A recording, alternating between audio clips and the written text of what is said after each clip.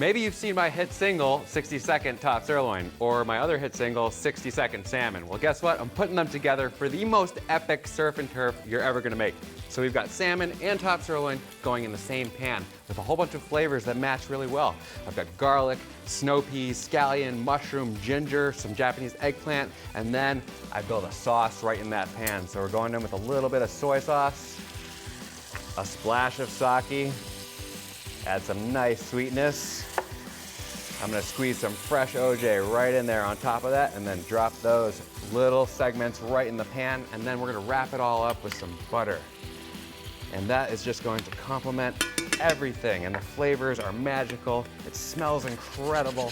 I'm building a beautiful pan sauce as it happens, and all I'm gonna do is spoon some of that sauce over my final dish. Just like that, a little more sauce, never hurt anybody. And that is my epic surf and turf, top sirloin, wild caught salmon. Go make something delicious.